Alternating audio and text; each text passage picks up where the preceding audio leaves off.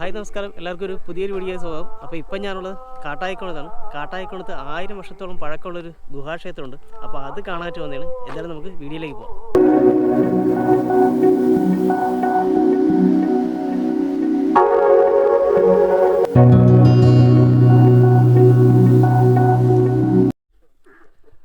അപ്പോൾ നമ്മളിപ്പോൾ ക്ഷേത്രത്തിൻ്റെ മുന്നിലുണ്ടെങ്കിൽ കേട്ടോ, ഇവിടെ ഒരുപാട് വണ്ടികൾ രാവിലെ ക്ഷേത്രത്തിലേക്ക് വന്ന ആൾക്കാരുടെ വണ്ടികളൊക്കെ ഇവിടെ ഒതുക്കി വെച്ചിട്ടുണ്ട്. അപ്പോൾ നമ്മുടെ വണ്ടി ഇവിടെ ഉണ്ട്.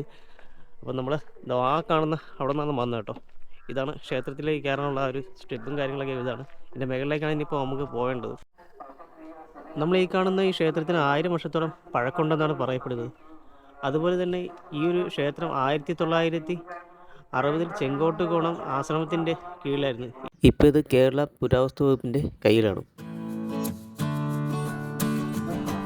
തിരുവനന്തപുരം ജില്ലയിൽ പോത്തങ്കോടിനടുത്താണ് ഈ ഒരു ക്ഷേത്രം വന്നത്. ഈ ക്ഷേത്രത്തിൻ്റെ ശരിക്കുള്ള സ്ഥലം എന്ന് പറയുന്നത് കാട്ടായിക്കോണത്തോട്ടാണ്. കാട്ടായിക്കോണത്ത് മടവൂർപ്പാറ ഗുഹാക്ഷേത്രം എന്നാണ് ഇത് അറിയപ്പെടുന്നത്. ഇവിടുത്തെ മെയിൻ പ്രതിഷ്ഠ എന്ന് പറയുന്നത് പരമശിവനാണ് കേട്ടോ.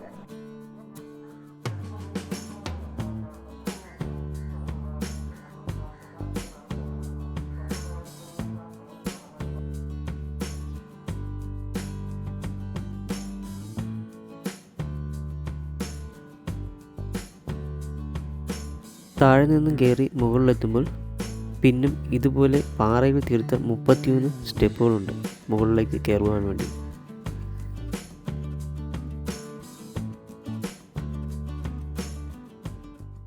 അപ്പോൾ ഈ ഒരു ഗുഹാക്ഷേത്രം കാണാനാണെന്നുണ്ടെങ്കിൽ തിരുവനന്തപുരം ജില്ലയിൽ പോത്തങ്കോടിനടുത്ത് കാട്ടായിക്കോണം എന്ന് പറയുന്ന സ്ഥലത്താണ് ഈ ഒരു ഗുഹാക്ഷേത്രം വരുന്നത്. അപ്പോൾ ഇവിടെ നമ്മൾ വരികയാണെന്നുണ്ടെങ്കിൽ രാവിലെ ഒരു 6 മണിക്ക് ശേഷം വരണം. അതായത് 6 മണി തൊട്ട് 10 മണി വരെയാണ് ഈ ഒരു ക്ഷേത്രം തുറന്നിരിക്കുന്നത്. അത് കഴിഞ്ഞ് വൈകുന്നേരം 5 മണിക്ക് ശേഷമാണ്. അപ്പോൾ രാവിലെ വരുന്നതായിരിക്കും നല്ലതെന്നാണ് എനിക്ക് തോന്നുന്നത്. കേരളത്തിലെ പ്രധാനപ്പെട്ട ഗുഹാക്ഷേത്രങ്ങളിൽ ഒന്നാണ് ഈ ഒരു മടവൂർ ഗുഹാക്ഷേത്രം എന്ന് പറയുന്നത്. അതുപോലെ തന്നെ ഇതിൻ്റെ തൊട്ടടുത്ത് മടവൂർ പാർക്കൊക്കെ ഉണ്ട്, ബാമ്പു ബ്രിഡ്ജും കൊണ്ട്. അപ്പോൾ അതൊക്കെ നമുക്ക് അപ്പുറ സൈഡിൽ ആ സൈഡിലോട്ടൊക്കെയാണ് വരുന്നത്. അപ്പോൾ എന്തായാലും നമുക്ക് അങ്ങോട്ട് പോകാം കേട്ടോ. അപ്പോൾ ഈ കാണുന്നതാണ് നമ്മൾ മടവൂർ പാറയിലേക്ക് കയറാനുള്ള ഒരു എൻട്രൻസ് ആണ് കേട്ടോ ഈ കാണുന്നത്. അപ്പോൾ ഇതിൻ്റെ അകത്തായിട്ടാണ് കയറേണ്ടത്. അപ്പോൾ നമുക്ക് ടിക്കറ്റ് ചാർജും കാര്യങ്ങളൊന്നുമില്ല. നമ്മൾ അകത്തുനിന്ന് കയറി ഇങ്ങോട്ട് പോയത് തന്നെ ഇവിടെ കുട്ടികൾക്ക് കളിക്കാൻ വേണ്ടിയിട്ടുള്ള പാർക്കും കാര്യങ്ങളും കേട്ടോ നമ്മൾ ഫസ്റ്റിൽ തന്നെ കാണുന്നത്. പിന്നെ ഇതുപോലത്തെ നടക്കാനായിട്ട് ഇതുപോലെ പാറ സെറ്റ് ചെയ്തിട്ടുണ്ട്. അതിൻ്റെ ഇങ്ങനെ നടന്ന് നമുക്ക് മുന്നോട്ട് വരാം. ഈ ഒരു സൈഡിൽ ടോയ്ലറ്റ് ഉണ്ട് കേട്ടോ. നമുക്കിവിടെ നിൽക്കുമ്പോൾ ആ സൈഡിലൊരു ഹഡ് കാണാൻ പറ്റും. അതുപോലെ അവിടെ ഒരു ഓപ്പൺ സ്റ്റേജ് പോലെ ഉണ്ട് കേട്ടോ. അതിൻ്റെ അടുത്തോട്ട് പോയി ഞാൻ കാണിച്ചു തരാം എന്താണെന്നുള്ളത്. അതുപോലെ ഈ സൈഡിലേക്ക് വരുമ്പോഴത്തേക്കും ഇവിടെയും 1-2 ഹഡുകളും കാര്യങ്ങളുണ്ട്. ആ സൈഡിലേക്ക് അവിടെ അതുവഴി നമുക്ക് ബാത്റൂമിലേക്ക് പോകുന്നുണ്ടെങ്കിൽ അതിൻ്റെ അകത്തോട്ട് കയറി പോയാൽ മതി. അപ്പോൾ താഴെ നമ്മൾ നേരത്തെ കണ്ട പാർക്കാണ് കേട്ടോ. അപ്പോൾ ഇവിടെ നിൽക്കുമ്പോൾ നമുക്ക് ടൗണിൻ്റെയൊക്കെ ഒരുപാട് ഭാഗങ്ങൾ കാണാം കേട്ടോ. ഒരുപാട് വലിയ വലിയ ബിൽഡിങ്ങൊക്കെ കാണാം ഇവിടെ നിൽക്കുമ്പോഴത്തേക്ക്. ഇവിടെ ഒരു ക്യാമറ വെച്ചിട്ടുണ്ട്. താഴെ ആ കാണുന്ന ബോർഡിൽ ഇവിടെ പുകവലിക്കാൻ പാടില്ല എന്നൊക്കെ എഴുതിയിട്ടുണ്ട്. നമ്മളിവിടെ നിൽക്കുമ്പോൾ ആ സൈഡിൽ അവിടെ ഒരു ടാങ്ക് ഉണ്ട് കേട്ടോ. അതൊക്കെ ഉണ്ടെങ്കിൽ ദൂരെ കണ്ടോ ഒരു വലിയ ബിൽഡിംഗ് ഉണ്ടോ. താഴെക്കൂട്ടൊരു റോഡ് പോകുന്നുണ്ട്. നമ്മൾ അതുവഴിയാണ് വന്നതെന്നാണ് തോന്നുന്നത് കേട്ടോ. ഇവിടെ നിൽക്കുമ്പോൾ കറക്റ്റ് അറിയാൻ വയ്യ അതുവഴിയാണ് വന്നതെന്നുള്ളത്.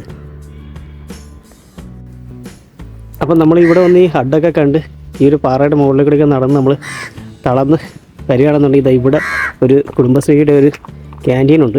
ഇവിടെ നമുക്ക് കഴിക്കാനായിട്ട് ചായയും അതുപോലെ തന്നെ ഫുഡ് ഐസ്ക്രീം അങ്ങനെയുള്ള സംഭവങ്ങളൊക്കെ ഉണ്ട്. അപ്പോൾ നമുക്ക് ഇവിടെ കയറി ഫുഡൊക്കെ കഴിക്കാവുന്നതാണ്.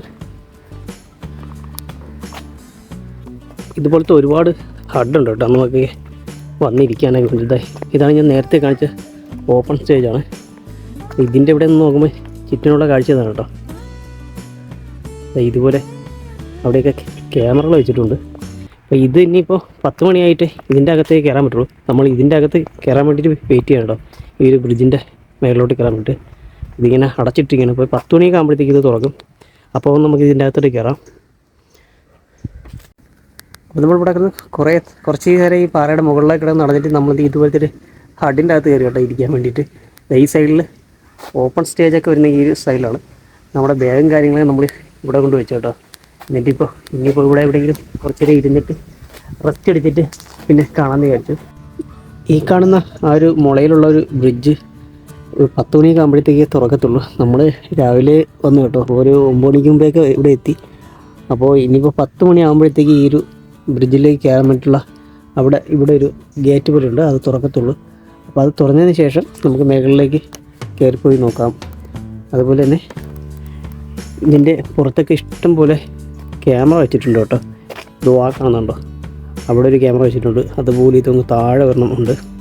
പിന്നെ എല്ലാ സൈഡിലും ക്യാമറ വെച്ചിട്ടുണ്ട്. ഇവിടെ ഇതുപോലൊരു ഫലകമുണ്ട് കേട്ടോ. ശ്രീ രാമചന്ദ്രൻ കടന്നപ്പള്ളി അദ്ദേഹമാണിത് ഇനാഗ്രേഷൻ ചെയ്തത്, ഈ കാണുന്ന ബാംബു ബ്രിഡ്ജ് കേട്ടോ.